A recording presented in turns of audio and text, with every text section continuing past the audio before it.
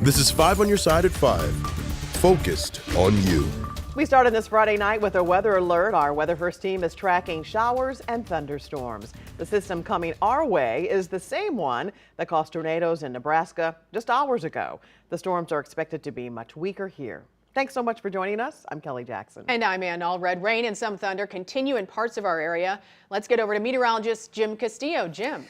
Yeah, already starting to hear that thunder from Arnold into the St. Louis area, and our first flood advisory just popped for the Phelps County area, where 1 to 3 inches of rain has already fallen. So you can see that numerous lightning strikes here. None of these are severe, but boy, we have a huge cluster of storms to get through. These are the tornado watches through Omaha, Kansas City, all the way down through Tulsa throughout the evening hours. Now for us, again around the metro, we've seen those showers and some rumbles of thunder in here from St. Louis down into the Arnold area. And then there it is, even heavier thunderstorm activity around Rolla, where that new flood advisory is in effect until actually 1 o'clock in the morning. So that heavy rain where the red is, Potosi all the way through Belgrade and now moving into, it looks like the Festus area. And this is all bubbling up to the north, up 55.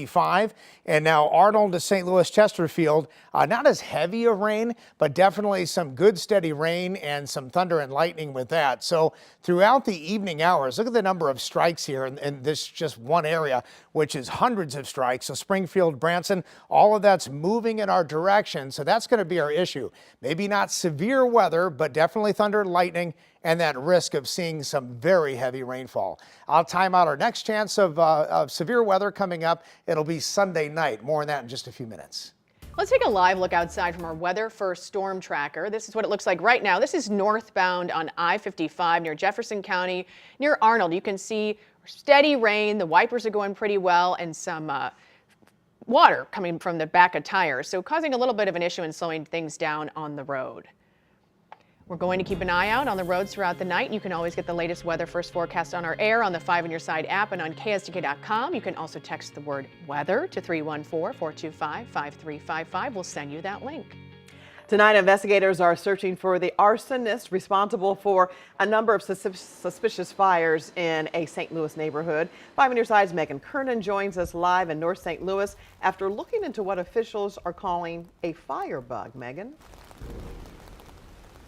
That's right. Since January, there have been 20 fires in the Greaterville neighborhood in North St. Louis. One of them happened right behind me. The St. Louis Fire Department is calling every single one extremely suspicious. They're all happening in vacant homes and businesses. Several of them have been set on the same street. There have been 4 fires on St. Louis Avenue in the past 2 months. The most recent happened at a vacant home just yesterday on that same street. The Fire Investigation Unit and St. Louis Police Bomb and Arson Squad are working to figure out who or what is starting these fires.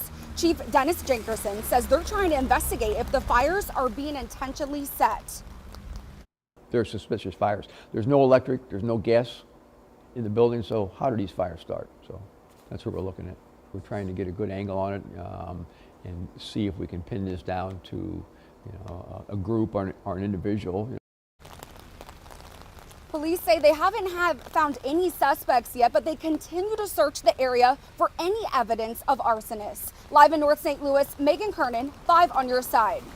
Tonight, police are looking for this man. They say he shot a woman at a gas station in South St. Louis. This was on Saturday, April 13th at the Conoco on South Broadway near California Avenue. Police say he got into an argument with the victim, then pulled out a gun, shooting her in the lower back. She's in the hospital in critical condition.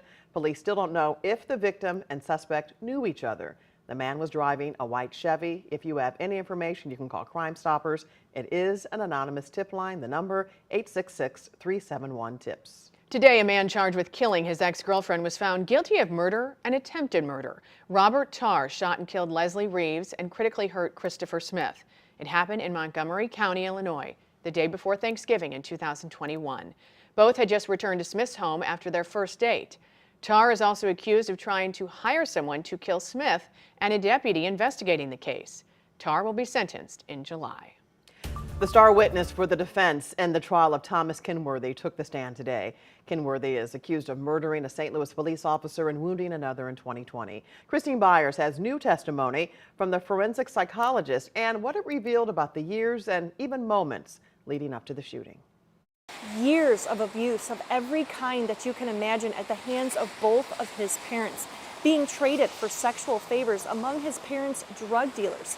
These are among the reasons why a psychologist says Thomas Kinworthy has a mental illness and meets the standard to be found not guilty in this case by reason of mental defect.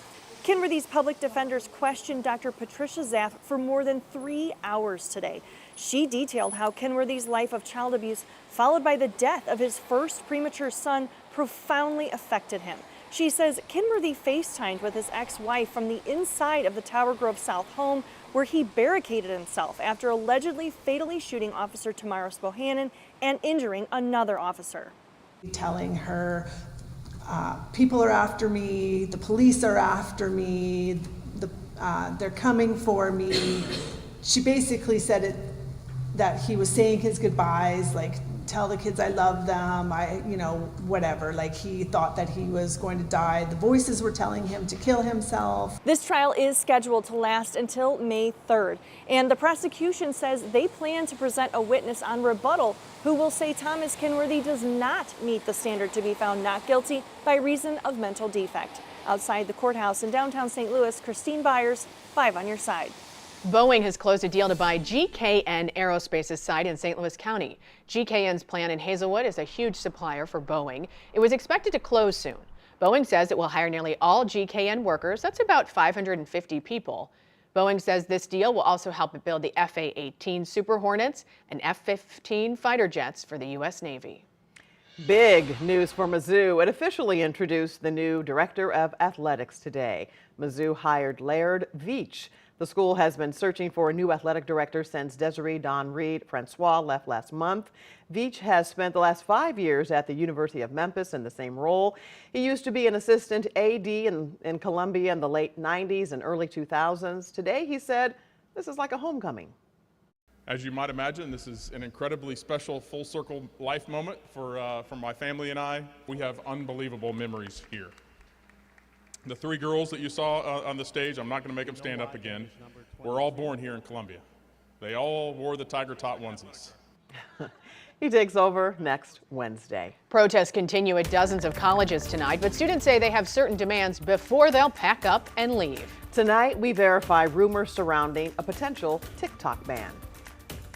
Hey everyone, Michelle Lee here. Map testing in Missouri is about to wrap up. Why it's so important when it comes to taking a snapshot of students in the state and just how big of an impact the pandemic continues to have on learning. That's Monday morning on Today in St. Louis, starting at 4 a.m.